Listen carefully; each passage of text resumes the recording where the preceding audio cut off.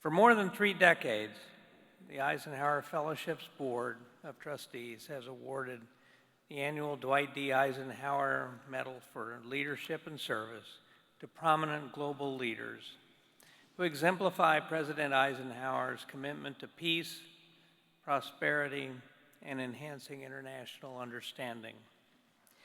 Few people embody President Eisenhower's ideals in their life's work more than Ken Burns.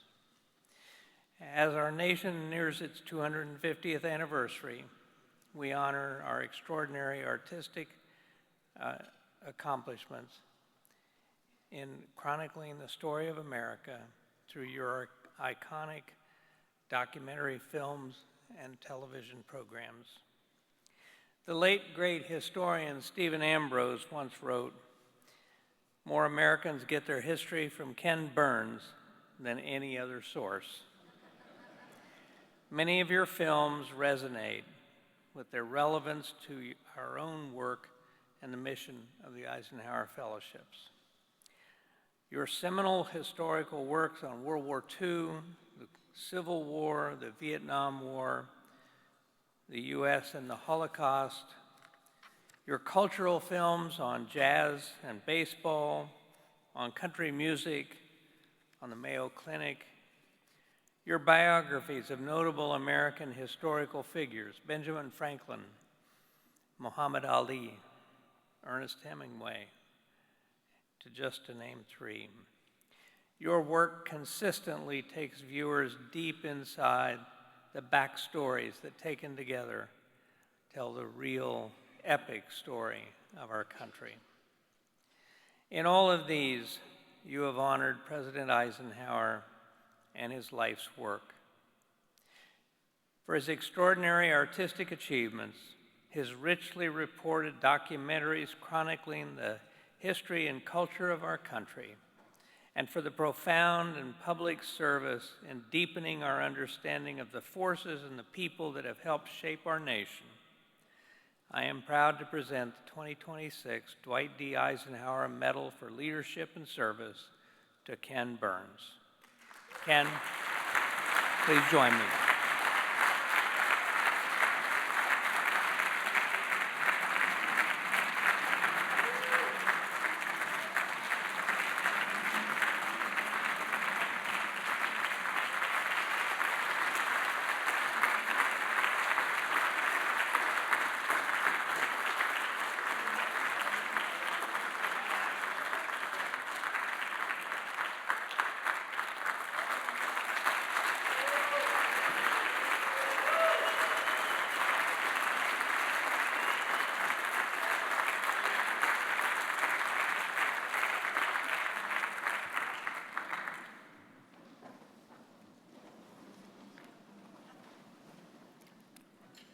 I've got a brief 9-part remark.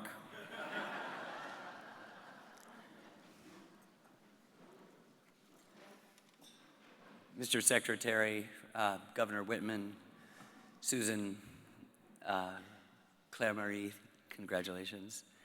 Ladies and gentlemen, thank you and good evening. I am deeply honored by this award. Dwight David Eisenhower was one of the most important and consequential leaders we have ever had, who, like our first general and president, subordinated his power in the service of his republic. Thank you for mentioning my name in the same breath as his. It is deeply humbling. All of my professional life, I have crossed paths with extraordinary human beings who have helped me understand the many varieties of leadership and combinations of virtues that exert such a strong magnetic energy on our history, our present, and the dreams we have for our vast unknown future. I am not a scholar, but we take advantage of sometimes centuries of scholarships in making our films. We are storytellers, singing for the last 50 years our own American epic verses, this time around an electronic campfire, trying to get the notes right and true, searching for examples which might be our guides, particularly in challenging times. In our work, we are constantly confronted with the overarching question of character. We see in our past and in our present times, in almost equal proportion, virtue and venality, generosity and greed, selflessness and selfishness. Our greatest leaders evince qualities we desperately wish for ourselves and our republic.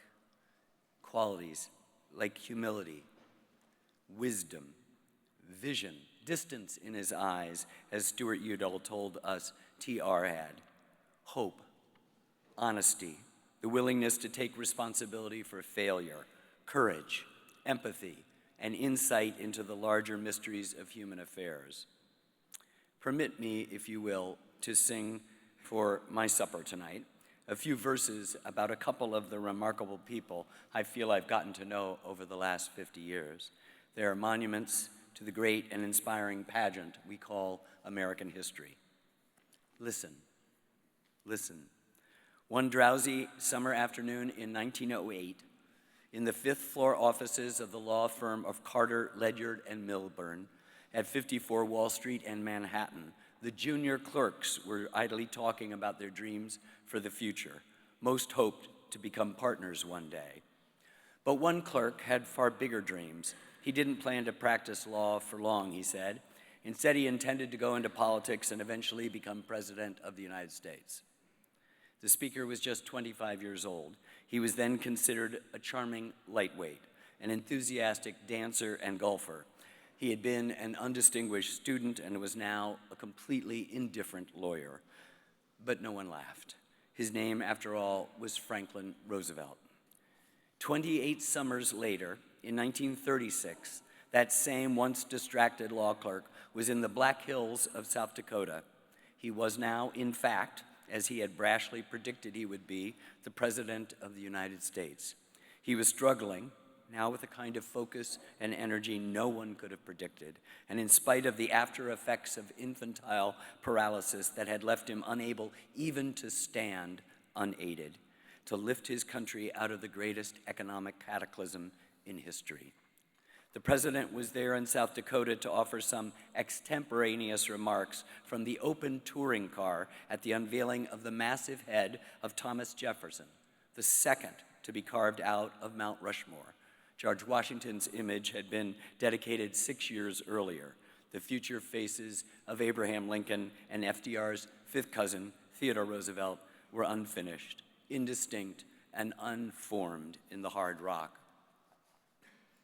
This is the second declaration FDR declared, head tilted up, confident grin in place, and there will be others by other presidents. And I think that we can perhaps meditate a little on those Americans 10,000 years from now. I think we can wonder whether our descendants, because I think they'll still be here, what they will think about us. And let us hope that at least they will give us the benefit of the doubt, and they will believe that we have honestly striven in our day and generation to preserve for our descendants a decent land to live in and a decent form of government to operate under. Ladies and gentlemen, the previous 10,000 years had seen the human race emerge from its primitive existence, had watched countless civilizations rise and fall, had witnessed mankind's astonishing inventiveness and its astounding brutality. And yet this man, humbled, even humiliated by disease, unable to use his own legs, his country ravaged by hard times, was certain. He was certain that 10,000 years from then, there would still be a human race, that there would still be a United States of America, and there would still be a people who would derive their strength from the ideals that the four men on the mountain, and now he, embodied. Listen. On July 2nd, 1775, Private Phineas Ingalls of Andover, Massachusetts, noted in his diary that it had rained and that a new general from Philadelphia had arrived in Cambridge. That new general was George Washington of Virginia, the commander of the brand new Continental Army the Congress in Philadelphia had created. His arrival meant that the New England War, in which Phineas Ingalls and his fellow militiamen had joined after Lexington and Concord, was about to become an American war. The Second Continental Congress had been meeting since May, and it was obvious from the first that 43-year-old George Washington would command its army. He had led troops during the French and Indian War, and he was from Virginia. the wealthiest and most populated colony. New England delegates, eager to ensure that colony's support for the war, favored naming a Virginian. Washington considered outward evidence of ambition unseemly, but his appearance alone in Philadelphia made him stand out. He was about 6'3" when the average height of the men he would lead into battle was around 5'7", and he alone, among the delegates, appeared each day dressed as a soldier. He has so much martial dignity in his deportment, Dr. Benjamin Rush wrote in his diary, that you would distinguish him to be a general and a soldier from among 10,000 people. There is not a king in Europe that would not look like a valet de chambre by his side. Excusez-moi. But maybe the writer Rick Atkinson understood him best. He's got a brain built for executive action. He's willing to take responsibility. He's got an adhesive memory. He is, according to Thomas Jefferson, the finest horseman of his age. He's built to lead other men in the dark of night, which is a rare and valuable trait in any commander. Our greatest role models are not perfect people by any means, far from it. Still, their lack of perfection does not disqualify them. It only makes them more relatable, free of the nostalgia of hagiography, free as well from the unforgiving revisionism of our present time that confounds what passes for national discourse, historical conversation today. George Washington owned 577 human beings, knowing then that slavery was an evil.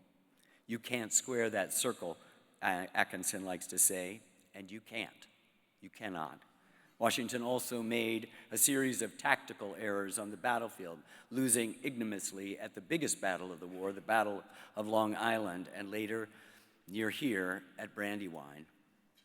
But he is able to articulate to people from Georgia and to people from New Hampshire who feel like they are from different countries that they are this new thing called Americans. He picks subordinate talent, unafraid of their talent. Indeed, at least a few of those generals, like Benedict Arnold and Nathanael Greene, are better battlefield commanders than him. He exhibits a profound, abiding, and inspirational humility. He defers to Congress, and more than anything, at the height of his military powers, he resigns his commission. At the height of his political power, he leaves the presidency. He needed no gilded monuments to himself, though they would come for generations, authentically and genuinely, from the people ever grateful for his sacrifice and his example. It was clear that he was indispensable to the cause of liberty. In 1778, after the perilous winter at Valley Forge, a German-language almanac published in Lancaster, Pennsylvania, would call Washington des Landes Vater, the country's father, the first time those words were uttered. The eminent historian Annette Gordon-Reed told us on film he was the glue that held people together. These 13 colonies had to come together, and he was the person to do it. We would not have a country, she said, without him. Listen, every house I visited, mill worker or unemployed, had a picture of the president. The journalist Martha Gellhorn wrote in 1936, "He is at once God and their intimate friend. He knows them all by name, knows their little town and mill, their little lives and problems, and though everything else fails, he is there and will not let them down." There's a poll taken during the Depression of who is the greatest man, the historian William Leuchtenberg told us, and Roosevelt comes out first, and God comes a distant second. One mill worker in the South said, "Roosevelt is the only president who understands that my boss is a son of a bitch."